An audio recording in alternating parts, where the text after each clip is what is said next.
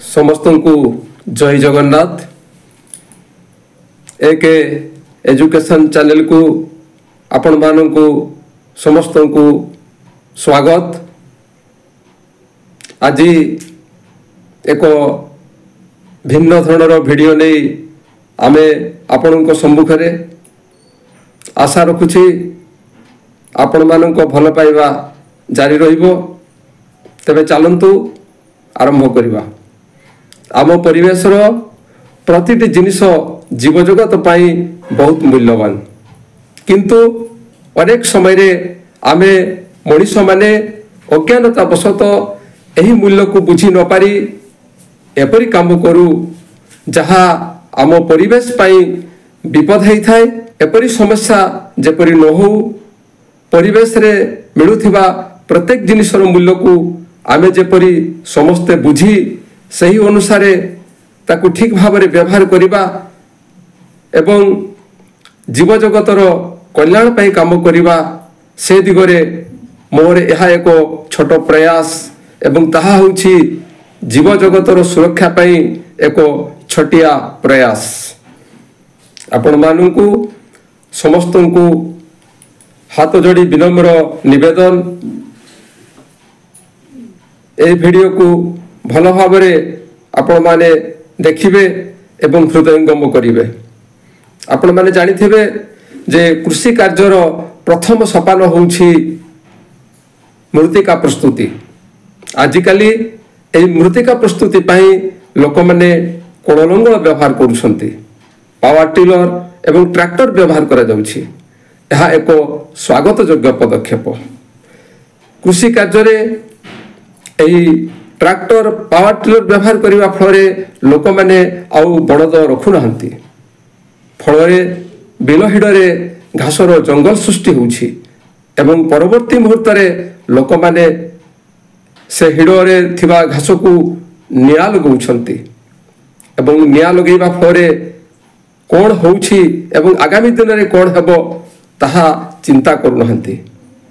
ठीक सही भली पूर्वे लोक मैंने धान को काटी खला को आणुथिले एवं खलारे ताकू अमल करुथिले, किंतु आजिकाली मेसिन साहाय्य धान अमल करा जाउछि एवं सही बिलरे ही अमल करा जाउछि।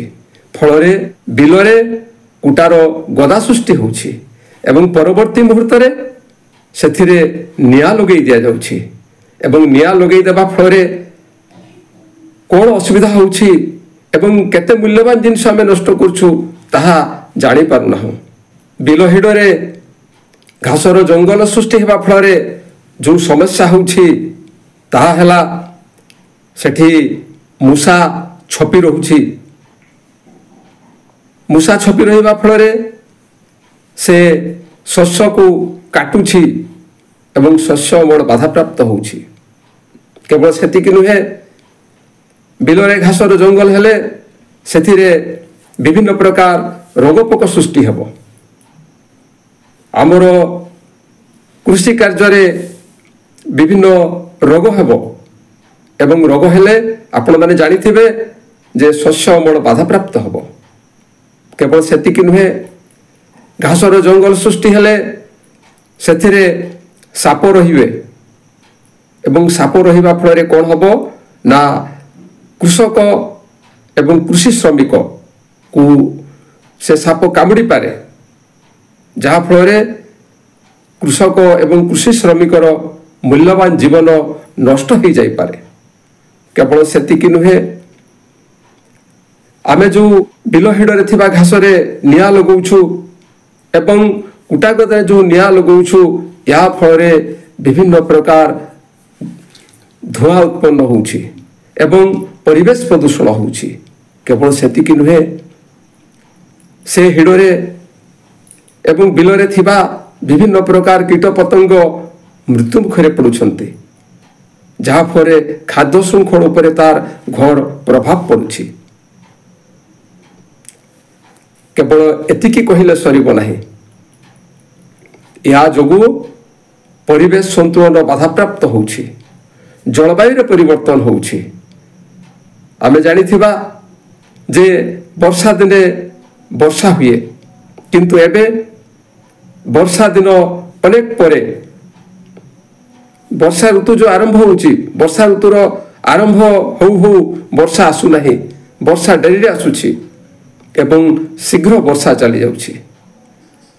ବର୍ଷା ଅନିୟମିତ ହେଇଯାଇଛି, ବର୍ଷା ଅନିଶ୍ଚିତ ହେଇଯାଇଛି। ଆମର ଯେଉଁ ପୂର୍ବରୁ ଧାରଣା ଥିଲା ଯେ ବର୍ଷା ଋତୁରେ ବର୍ଷା ହେବ, କିନ୍ତୁ ତାହା ଆଜି ହେଉନାହିଁ। ଶୀତ ଋତୁରେ ଯେଉଁ ଶୀତର ପ୍ରକୋପ ହେବା କଥା, ସେ ଶୀତ ଋତୁର ପ୍ରକୋପ ନାହିଁ। ଆମେ ଶୁଣିଥିଲୁ ମାଘ ମାସର ଶୀତ ବାଘ ପରି, କିନ୍ତୁ ମାଘ ହଉ ହଉ ସେ ଶୀତ ଉଭେଇ ଯାଉଛି, ଗ୍ରୀଷ୍ମ ପହଞ୍ଚି ଯାଉଛି। ଏସବୁ ସମସ୍ୟା ଆମ ପୃଥିବୀକୁ ଆସୁଛି ଏବଂ ଏହାଦ୍ୱାରା ଆଗାମୀ ପିଢ଼ି ପାଇଁ ଅନେକ ସମସ୍ୟା ସୃଷ୍ଟି ହୋଇପାରେ। ତେଣୁ ଆମକୁ ସତର୍କ ରହିବାକୁ ପଡ଼ିବ।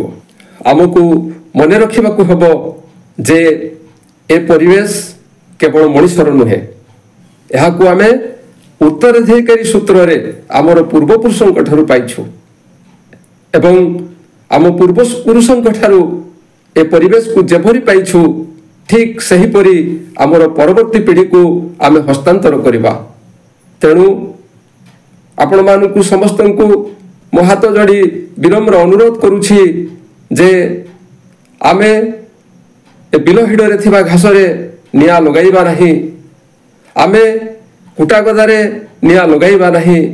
ସେହି କୁଟାକୁ ଆମେ ବିଭିନ୍ନ କାର୍ଯ୍ୟରେ ବିନିଯୋଗ କରିବା, ଯେପରି ଗୋଖାଦ୍ୟ ରୂପେ ବ୍ୟବହାର କରିପାରିବା।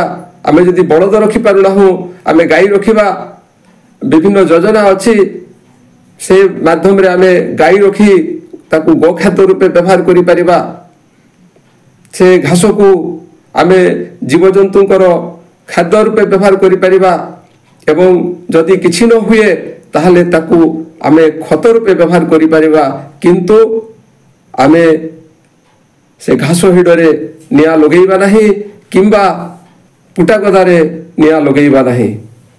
ଏପରି କଲେ ଆମ ପରିବେଶ ସୁରକ୍ଷିତ ରହିବ, ଆମର ଜୀବଜନ୍ତୁମାନେ ସୁରକ୍ଷିତ ରହିବେ, ଆମର ଜଳବାୟୁ ଭଲ ରହିବ ଏବଂ ସେଥିପାଇଁ ଆସନ୍ତୁ ଆମେ ସମସ୍ତେ ମିଳିମିଶି କାମ କରିବା।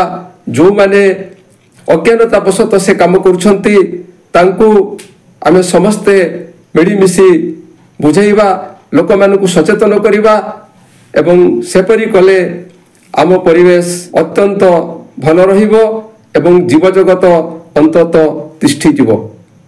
ଜୟ ହିନ୍ଦ। ସମସ୍ତଙ୍କୁ ବହୁତ ବହୁତ ଧନ୍ୟବାଦ। ନମସ୍କାର।